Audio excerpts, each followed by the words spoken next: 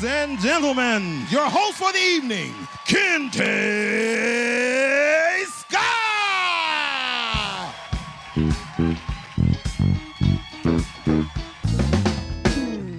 Hey, Comedy Cafe.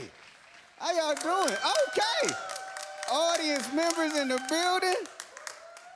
How y'all doing here and there? We got audience members here because, you know, the COVID restrictions have been loosened up a little bit, so we have a few select live audience members here, but you watching from the safety of your home because you were scared to come out. But no, they've already been tested. They've already been sprayed down and everything. We got a humidifier, a demystifier. We got everything out there for them. They come in. They got hazmat suits. Y'all can't see them. They look like the boy in the plastic bubble. That's the whole get down. And they coming in. But we appreciate y'all being here. I'm your host, Kente Scott. Thank y'all for tuning in to another episode of Comedy Cafe. Thank y'all for showing up beautiful black people coming in here. Yes. Yes. Y'all got all your vaccines? You got all your shots now? You know, it's like kindergarten now for grown-ups now. You got all your shots? You can come on in and you ain't got your shot, you got to go home. Everybody know the vaccine is available now. California just opened it up to everybody over the age of 16. You can get it. You don't have to tell no stories because I know some of y'all skipped the line. I know some of y'all said y'all was essential workers and you wasn't. Like, none of you. I work at Ralph's. No, you work for a man named Ralph. That's not the same. That's not the same. Cutting the line for these people. So most of the elderly who's wanted to get it has gotten it. My father got it. My mama got it. My father was the first in line, like it was Black Friday at Walmart, and they was giving away flat screens for $100. He was like, open, and he got his shot. And I've gotten my first of two. I got my first of two because I wasn't doing the Johnson & Johnson one. Because I was leery, so I tried to lean back and wait to see if anybody turned into a zombie from the first batch, because black folks are like, hey, man, you get that shot, you're going to turn into a zombie like I Am Legend. I was like, nah, I don't even know Will Smith like that. But, so I waited, but I did my research, and I was like, Johnson & Johnson, I don't really, if y'all got that shot, that's good for you, but I ain't really trust them, because they was doing baby powders and diapers. Now, all of a sudden, you're doing vaccines 12 months later? Nah, I need you to have a longer track record. So I asked my daddy, I asked Pops, I said, Pops, who'd you get? He said, I got that Pfizer shot. He knew what I got the Pfizer. I said, why? He said, because Pfizer make the blue pill. I said, okay. He said, yeah, so they saved my love life. I feel like they can save my real life, too. I said, okay, that's a good point. That is a good point right there. You should get that on a T-shirt. You should. That sounds like a commercial for them right there. So I got it because I got the Pfizer one, not just because of that, but because my father got the shots and is like super confident now. Like he feels like the vaccine has changed his whole life. Like he's in Oakland. I went to Oakland last week to visit him. He walking through the hood with his chest out. Like, what's up? Vaccine, fool.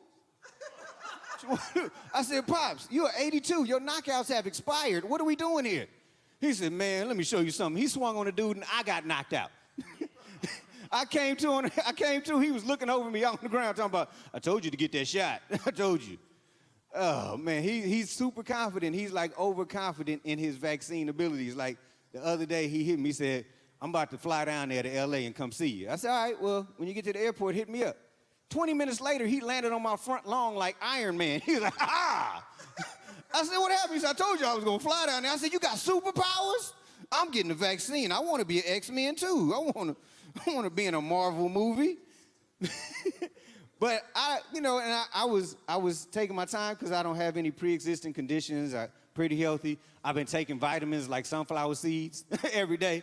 Be like, hey, yeah, let me get some more of them multivitamins. I've been eating multivitamins, vitamin C, fish oil, black seed oil, black maca powder, something for my memory, ginkgo biloba. I don't know if that has anything to do with my immune system, but it was on the shelf, so I said, let me get some of that.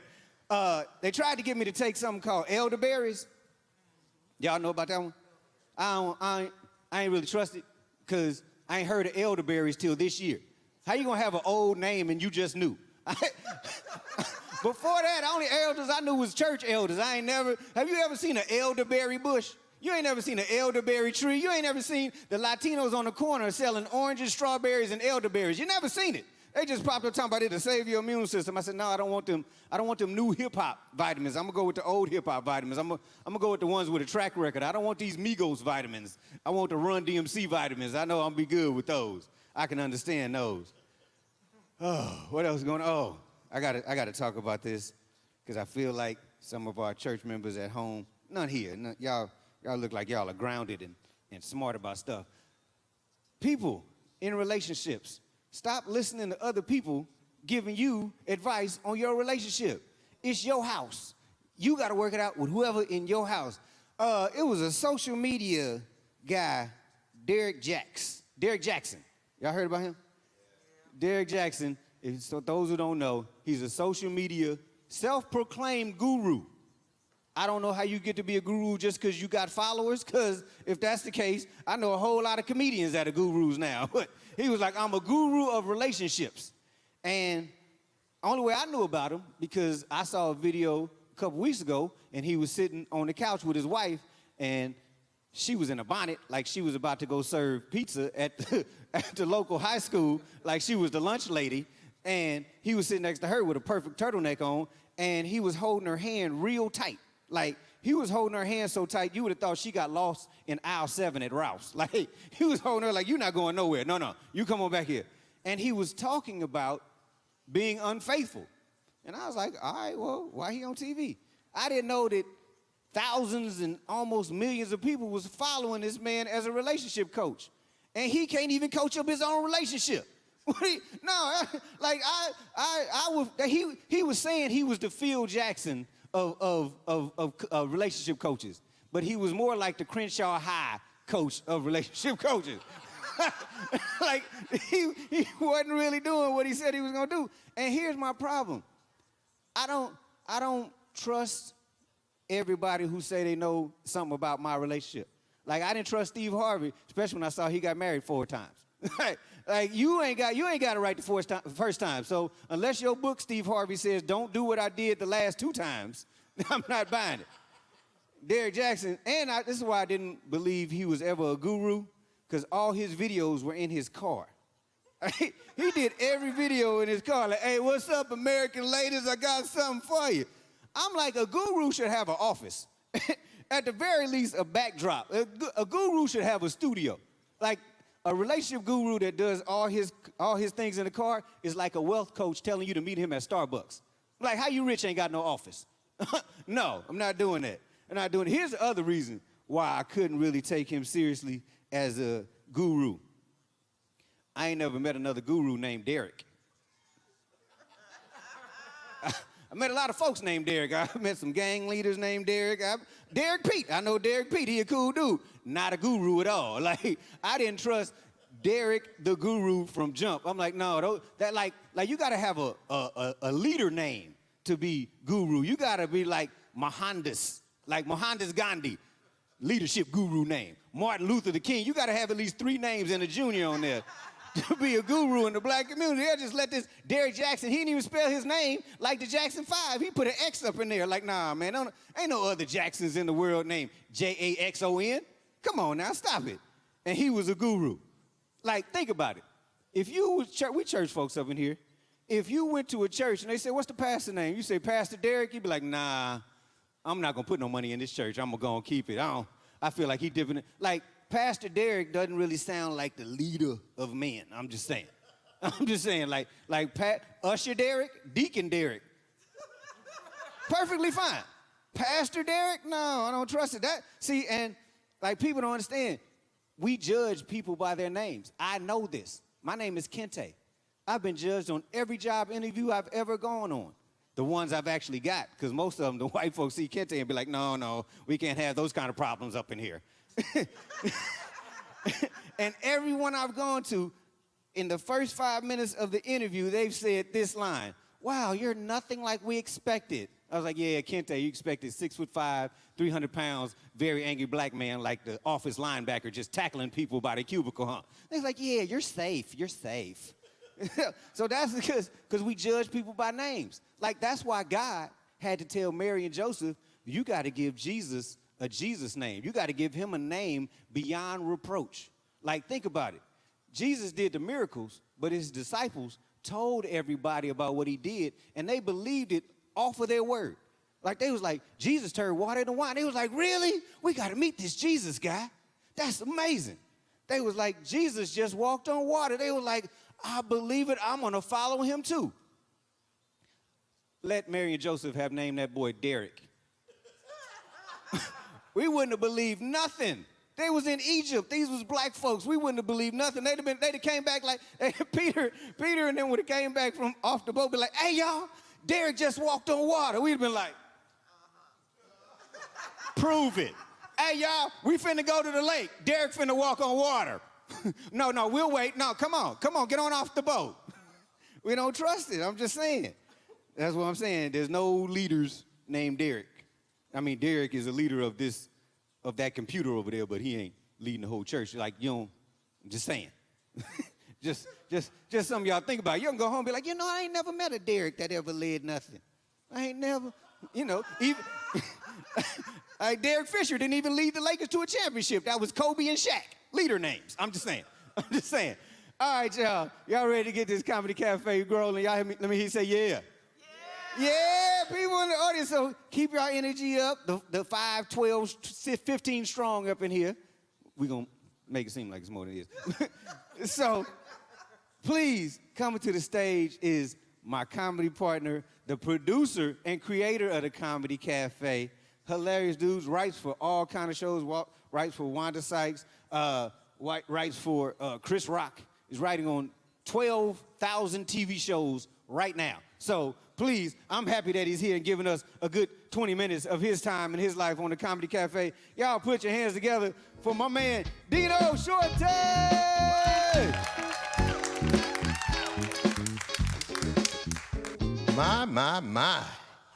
My. Woo. Glad to be here. I'm going to do a disclaimer. He said 20 minutes. I'm going to give you what I got. Much older than I used to be, so you can't just relegate what I'm going to do and how long I'm going to do it. We don't know. We going to go as long as we go. Okay, good. I'm glad to see everybody. All 1,800 of y'all. It's a big crowd. Make some noise out there, crowd. Woo! Woo! I'm glad. It ain't but a few of y'all, and I'm glad for each and every one of you. I need you. I've done this with nobody in this room. And let me tell you, it make you doubt yourself as a human being and a comedian. I began to wonder if I should have just stayed in dentistry school doing this, with nobody in the room. So I'm telling you, I'm glad to see y'all. Y'all glad to be here? Yeah. Ooh, boy, look at that. I like to see that call and response, boy. That's why, because nobody but black folks have been slaves. Our call and response be on point. Y'all glad to be here? Yeah. See what I'm saying? That's like, hey, up, hoo, hey, up, hoo. That's us. That's us. Ooh, I'm definitely glad, boy. I'm telling you, I'm glad to be anywhere. I know, man. Things have been rough for the past year. They've been rough. We know why. COVID hit. I found out a lot about myself during the COVID times. I found out that I had an underlying condition. And here I was thinking I was just old. But apparently that's an underlying condition. Nobody told me. But I feel every bit of it. It's all been underlying and it's nice surfacing. That getting old is no joke. None of y'all got to worry about it. But me, I'm going through things. I'm finding out a lot of things are happening to me physically. And they're frightening. Like I'm finding out no matter what room I go into, it's always too dark. It's always too dark. Like they plan on keeping that room dark. And I have to say, why it's so dark in here? Turn the lights up. I'm also finding that wherever I go, if I walk or exercise or go to the track, everybody always walk faster than me. Why we in a hurry?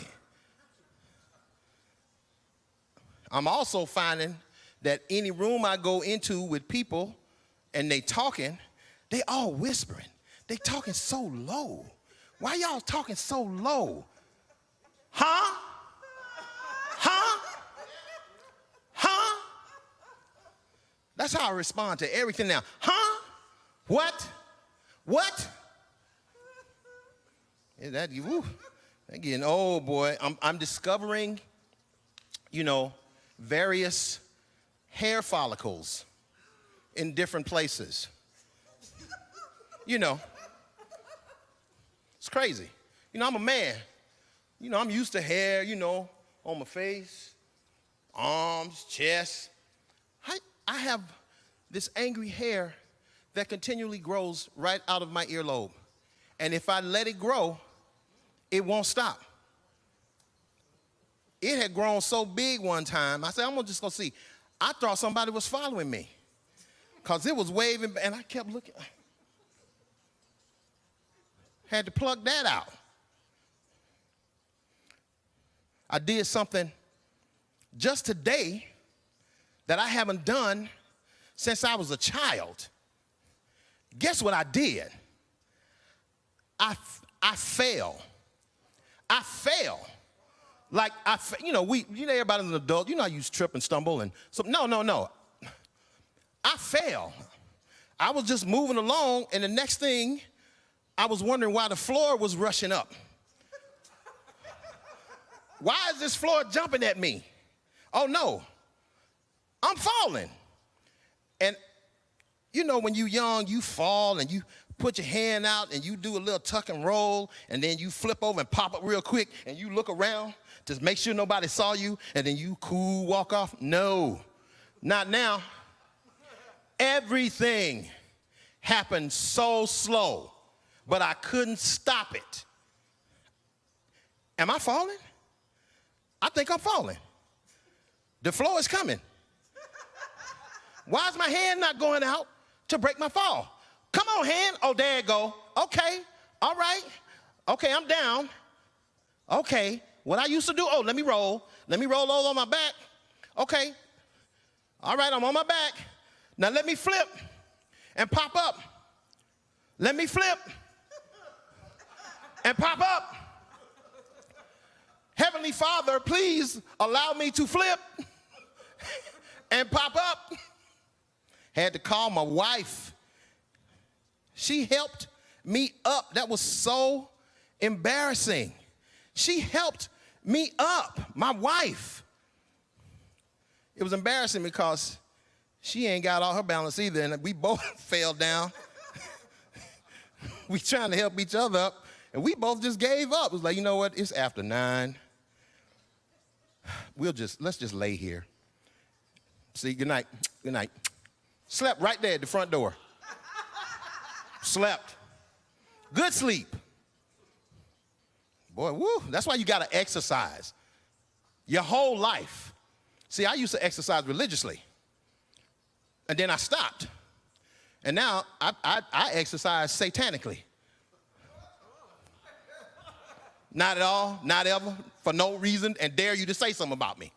Okay, you got to do it though, because, and I didn't think it was true, but it's true. If you stop, it gets harder to do. And it gets harder to do the most shocking things. Demonstration.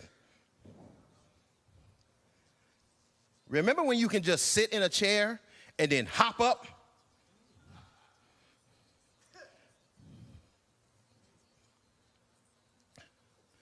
I'm going to hop up. Here we go. Whew. Yeah.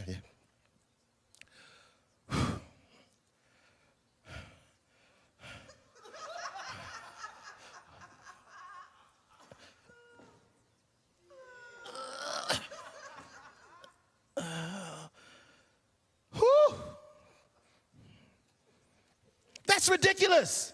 That was a dramatic reenactment, but it was real. And I would do the one of me getting out of bed, but I can't lay down, because then I can't get up. My reflexes for things that I carry in my hands have gotten so on point. Keys, whatever, little things, little pencils, pens, whatever, it don't matter. You know why? Because I know if I drop them, I can't pick them up. You should see me. I look like I'm in Cirque du Soleil if I got my key. Hey, we going to the store. Oh, hip, hop, hop, hip, hop, hi. There will be no bending over today. No, thank you. And your body start making sounds. My body makes sounds. Like I'm walking in a music video with like a drum band. Shaka-tiki-pa, shaka-tiki-pa, shaka-tiki-pa, shaka-tiki-pa. Shaka-tiki-pa, shaka-tiki-pa. Can y'all just keep the same beat? My knees feel like they have knees in them. They crack, they crinkle, they crumple. And I used to run for miles. I can't even run for seconds now. I hope I don't get scared and have to run somewhere. I went to the Summer Jam one time. A gun battle broke out. We ran for like 12 miles. If that would have happened today, I would be a victim. Old man shot to death. Slow moving target at Summer Jam. When does it stop? I mean, do we go all the way back to like embryo? I mean, because it's like you start off as an embryo, you born, you can't do nothing, you can't take care of yourself, you can't wipe yourself, you can't feed yourself, you can't talk, you can't speak. Do we come all the way back around to that? Because I'm close. I'm close to the embryonic stage. I'm close. I don't understand why. Why? Why? Is it Adam and Eve's fault? Was it immortality in the Garden of Egypt? Look, I can't even say it. The Garden of Egypt? That's that age. If it is, they made me mad. You mean we'd have been fine if y'all just had laid off the fruit? Y'all couldn't just lay off the fruit? Got a big old sign. It was a snake there. How many of y'all gonna go for fruit and there's a snake winding around it? I'm not. It's hard enough to get me to go to Superior Market. I'm telling the truth. I talk about places where I've seen things. I've seen rodents in Superior Market, in line buying items. With money, not coupons. Yeah, man. Whew. That age, it's no joke. Everything slows down except your temper. I get mad at anything now. What you say? What? Why? Why would you say that to me? Why? 10:30, but don't ask me again. I got grandchildren. They calling me their own names, and I hate them names. Pop. How you gonna name me after a sound you heard my knees make? Hey, Pop. Hey, broken nose, how you doing? Bunch of grandkids. I don't even know how it happened because I ain't got kids. Little kids just gravitate toward me now. I guess I'm like a black fat Santa Claus because I put on weight too. Y'all got kids? Anybody? See, you said, yeah, oh God, yes, ooh. You wanted them until you got them, and then when you got them, you can't wait till you get rid of them. You don't want them to die. You want them to be super successful, but over there, move to Europe. Europe is balling out for black dudes. Go. All the black European dudes coming here taking all the black male acting jobs.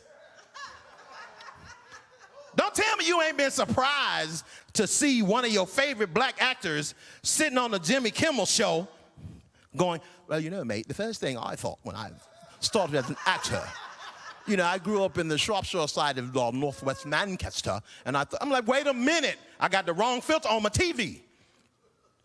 Daniel Kaluuya sound British. Idris Elba sound British. Y'all watch Snowfall about Compton in the 80s? Y'all seen all them black actors? Ain't none of them from Compton. Ain't none of them from America. During commercial break, they're like, hello, mate, do you think I could get a spot of tea? I like that last scene you did, but it was a little bit rough around the edges. Action, man, I'm gonna tell you one thing. These boys, I'm like, oh my God. They're taking everything from us. And they're our own people. It's getting so bad now, some black actors are acting British in auditions just to get a shot. Lamar Jackson. Oh, that's right, mate. Says here you went to Morehouse. Oh, I did. That's right. Spot a bother. Whew. Yeah, man, this is the life. Life. I spent my whole life thinking I was 17 years old until maybe a year ago, and now I'm 68. Yeah, that's not the reaction I need. I need like, oh, Lord, you poor baby. Not one of y'all yelled, you don't look 68. I told you I get real angry. Whew, and my wife, oh, Lord. The older she get, the more energy she got. Is that a black woman's thing? Y'all just get extra energy. Y'all just trying to make up when y'all was tired of us through high school and college. Now she get up at 4 o'clock in the morning. Every morning she go on her little meetings. You know, they got this new things. I don't know if y'all know about it called Clubhouse. Clubhouse.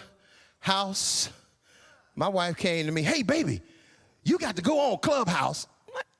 I'm an old man, ain't nobody trying to go to no Clubhouse where we got to climb a tree. What am I, a little rascal? Nobody. What, is there a swing? What, we gonna have frozen yogurt in the Clubhouse? No, it's a thing where there are millions of people on and you talk about things and so forth with each other. Oh, okay, well, what they look like? No, it's all by audio. You mean the radio? You want me to go on the radio? I'll turn on the radio. No, but it's like radio that talks back. I don't want my radio talking back. That's how you end up in a home. Clubhouse. She be on Clubhouse more than she in the house. That's her. They discover things. Black women discover things when they get they second win. She done got her second win. She had the nerve to tell me, honey, I think I want to retire. From what? Life? Because your check is how we eat. What are you talking about? No, baby, I've been doing that job, for 45 years. I'm like, I didn't know that. Good for you. Great. And, I have an excellent pension. So I want to retire. Okay, so what you going to do if you retire? Oh, I don't know, probably exercise, do a lot of yard work, do some improvements around here. Yeah, let me ask you something. That sounds like you going to be here more. Can't have it. You can't be here no more than you here. I love you. That's why we barely made it through COVID. Pre-COVID, she was gone while I was home, and I was gone while she was home. Now, we home alone together, alone. No dogs, no kids. House ain't bigger than a minute. I be looking for different places to go. I went to the microwave the other night. I went to the microwave just to get a moment away. And I love her. She's wonderful. She's wonderful.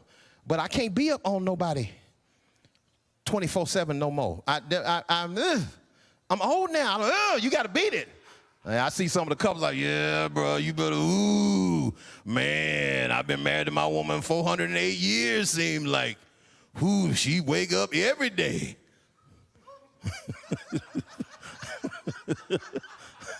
You know I'm right when you wake up and you lean over that bed and you like,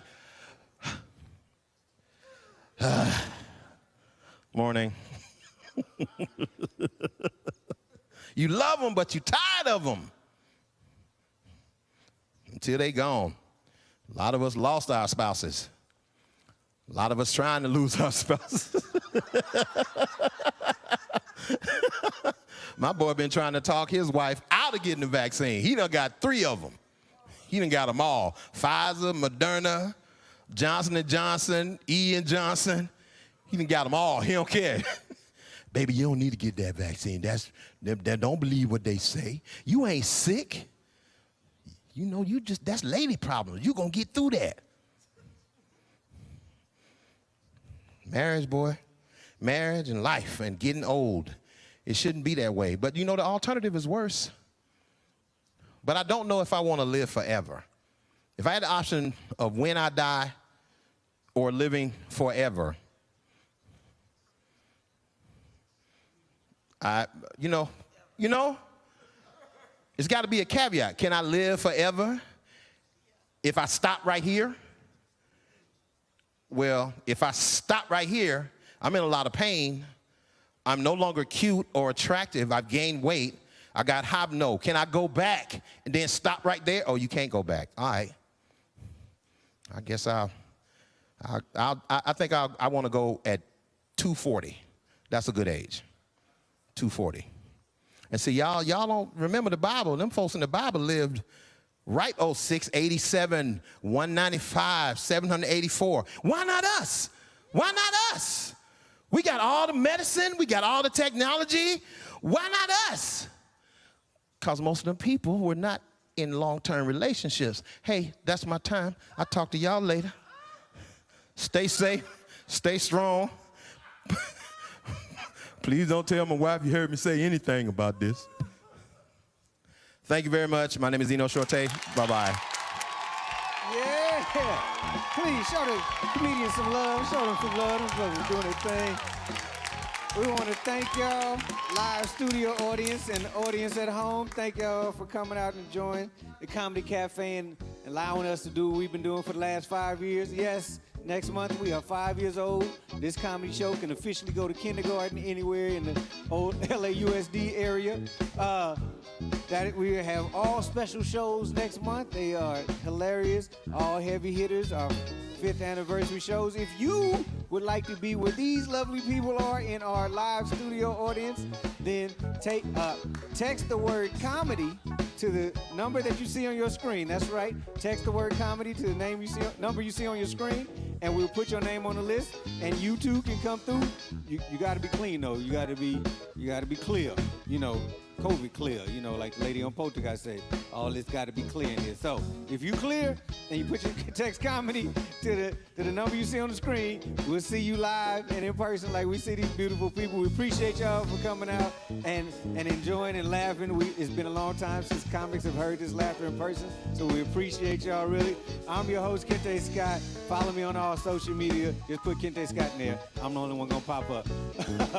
Appreciate y'all. Y'all be safe. God bless y'all. Good night.